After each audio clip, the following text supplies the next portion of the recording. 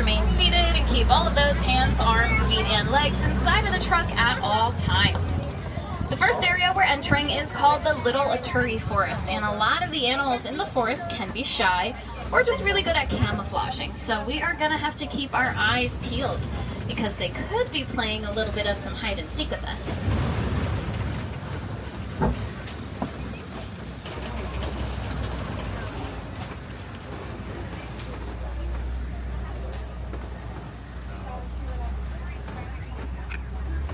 Now over on the hill to the right-hand side, I do see an okapi eating from one of the trees in the center. A lot of people think the okapi is related to the zebra because of the stripes on its legs, but it's actually the closest living relative to the giraffe. We can tell this because they do have a really similar skull structure. Their heads are shaped the same, but they also both have those very long prehensile tongues that allow them to reach out and grab at food around them, just like how we use our fingers to reach out and grab at things around us. Now a little bit closer to us, this much lighter brown colored antelope here, that is called a greater kudu.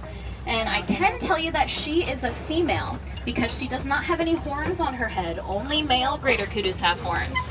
They grow in this really long, pretty cool spiral shape that can get up to about 6 feet long. The male greater kudus are also about double the size of the females, weighing anywhere from 500 to 700 pounds. I can also see just up ahead here towards the left, there is a black rhino laying down.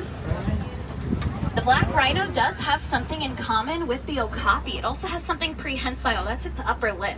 You can kind of see that its upper lip, it's a little bit more pointed in a V shape, which will again allow it to grab at its food a little bit easier. I do think I can see a few more greater kudus up ahead here on the right. But a little bit further in the back of the hill, I do see some bongos as well, the darker, more cinnamon-colored antelope up there. They're hiding out a little bit more. They are really, really shy and reclusive. They've actually earned the nickname the ghosts of the forest because of how rarely they're ever seen out in the wild. They do spend most of their time hiding between the trees and bushes, so I'm not surprised that they are a little bit further up the hill over there. Out towards our left, I do see a very large black and white bird over here that's called a saddle-billed stork. Now these storks, they can get really tall, up to about 5 feet tall. And their wingspan is about 9 feet wide, which is almost the width of the canopy above us on this truck. Now just up ahead here, we are going to be passing the Safi River, and watering holes can be pretty common congregating areas for a few animals. So we'll keep our eyes out for some bubbles and ripples in the water, maybe darker shadows as well. Now, not only do I see a lot of pink-backed pelicans along the edge of the river, I also see some Nile hippos up ahead here too. Real quick about the pelicans before we forget about them. They get their name from, yes, the pink color on their back. That color gets a lot brighter and pinker during mating season, kind of like how we humans blush and our cheeks get pink. But we've got a great look at some of those Nile hippos just over there next to us. I actually do think I see a few more just up towards the left too. Nile hippos spend a lot of their time in and under the water. They're able to hold their breath for several minutes at a time, and many hippos also sleep under the water too. Their bodies will simply rise up to the surface, allow them to take a pretty quick but strong breath of air, and then they sink right back down under the water, all while remaining asleep. Now, since they do spend so much of their time in the water, naturally hippos know how to swim. They just really don't like to because they're not that good at it. Instead, they prefer to walk along the bottom of the riverbeds. So if you do see them moving, you're going to notice their little legs walking along the bottom.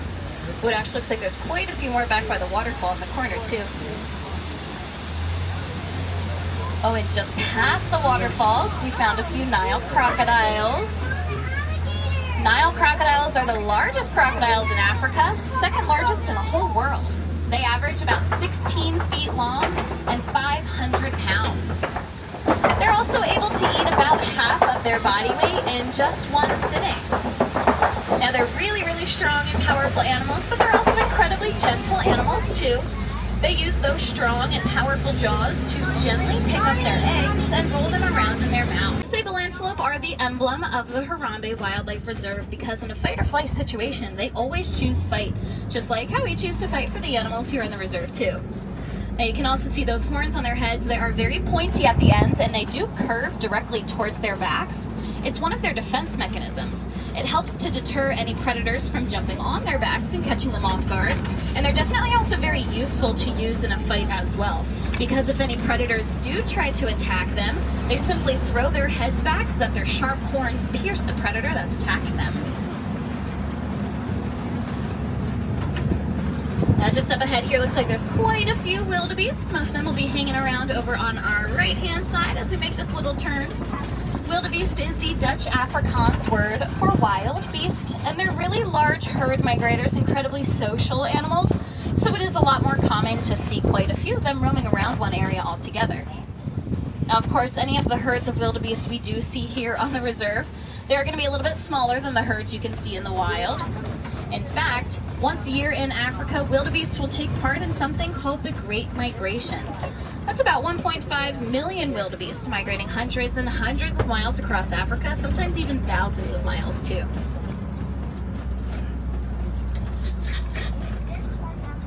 Now I do see some very tall Maasai giraffe just a bit further ahead here. I actually think I can also see there's a little baby giraffe laying down by some of the bushes. We'll get a better view as we make this little turn here. It's out towards the right. Giraffe are the tallest animals on land. They can stand anywhere from 16 to 20 feet tall when they're fully grown.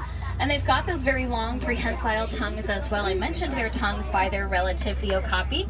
And a giraffe's tongue can get up to about 18 inches long, about the length of the average adult forearm from elbow to fingertips. So it does add a lot of extra height to them when they're reaching up to those taller branches to grab a bite to eat.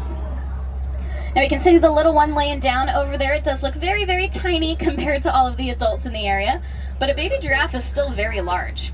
When they're born, they can already be standing at about 6 feet tall, so definitely a lot smaller compared to the adults that we're seeing right next to us. But I do think if any of us were to get out there and stand next to that baby giraffe, it would probably still tower over us. We've got a great view at quite a few of them hanging around up ahead here. There's also some Hartmann's Mountain zebras that I see. Looks like they might have been going in and out of the road, causing a little bit of traffic here. Now I do say they are specifically the mountain zebras. There's a couple different kinds of zebras that exist, and I know that they are the mountain ones because of the stripe pattern they have. Different kinds of zebras are going to have different stripes on their bodies. The mountain zebras have stripes on their hind legs that are a little bit wider. They're just a little bit thicker than the stripes across the rest of their body. And again, that's how we can set them apart from any other kinds of zebra, like a common or grevy. They've all got very different, very specific patterns on them. I'm definitely excited to move further along though, because we're starting to pass some broken down trees and branches. This could be a sign we might be coming closer to seeing some of the bulldozers of the savannah. And by bulldozers, I do mean that I'm going to keep my fingers crossed that hopefully we can find African elephants up ahead here. They're often referred to as the bulldozers of the savannah because they use their really large trunks and tusks to knock down any older trees that don't need to be there and are kind of in the way, especially considering they're very large animals, so they're going to need as much room as possible when they're migrating further distances through the savannah. Actually, it did look like there might have been a few mandrills walking around there towards the left as well, if you caught a glimpse at some of them.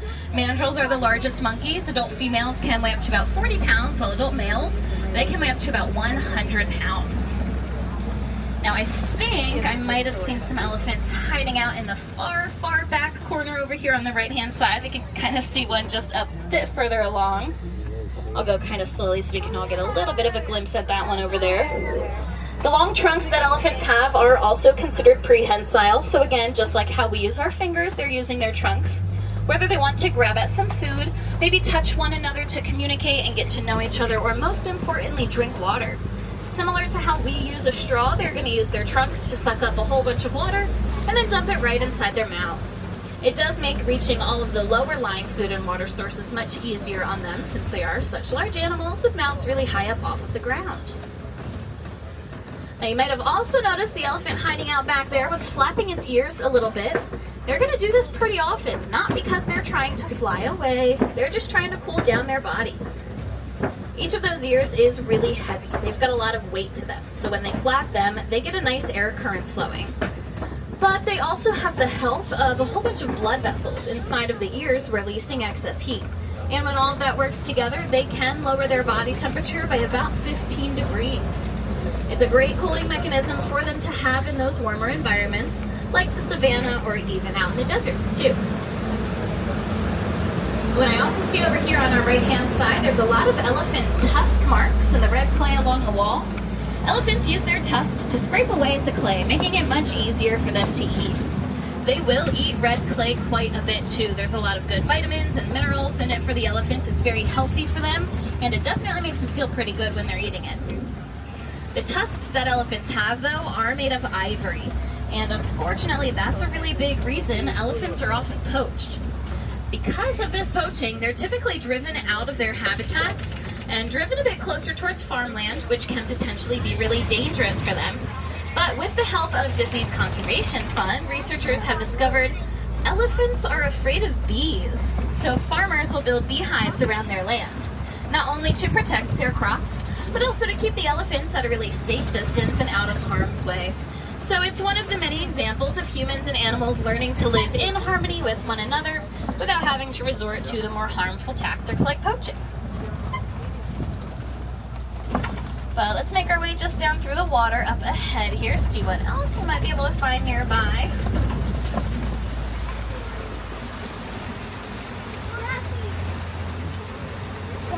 Looks like we're going to make a little loop around this island up here towards the left, and on the island is a whole flamboyance of greater flamingos. Greater flamingos are the largest flamingos, but they are also the palest of all flamingos. This is the darkest shade of pink that they'll get, and it takes a little bit of extra time for them to develop that color too.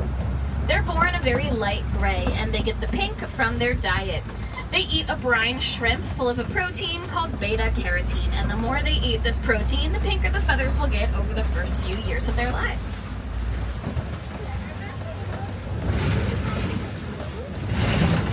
Now I do see, as we cross into the eastern half of the savanna, there's a few white rhinos just up ahead here. It's pretty common to find white rhinos in areas that have really large mud pits, like this big one in the center, because they've got really sensitive skin.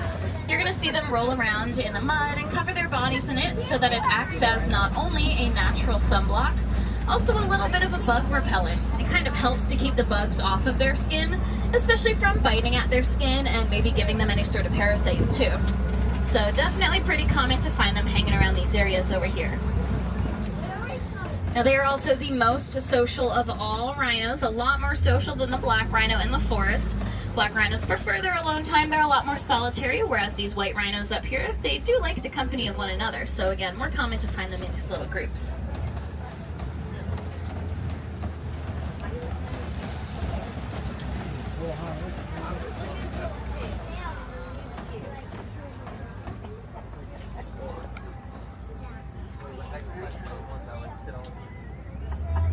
A significant distance actually, because they can only maintain it for a couple hundred yards, of course. They just kind of prowl around the area. They wait until their prey gets close enough, and then they do a really quick sneak attack, just pouncing on their prey really, really fast. And they've got these long black marks below their eyes. It kind of looks like teardrops running down their faces. That's because they are daytime hunters. They definitely do not want the sun reflecting off of their bright golden fur back into their eyes. It makes it a bit harder for them to see while hunting, so the black marks help to deflect the sunlight. Really similar to how athletes will put black paint under their eyes whenever they're playing sports in bright lighting too. I think I saw, as we loop around these really big rocks here, it looks like I might have seen a different kind of predator laying out at the very top of the rocks. I think there were some African lions up here. Oh, I do see a water buck at the very top of the hill towards the right-hand side here. It's just kind of hanging out by some of the bushes. Oh, there's another one a little bit further out too. I think we can get another look at them as we continue to loop around, but I want to see if we can get a better view at the lions that I see over here. Yeah, it looks like they're just around the base of the tree over here.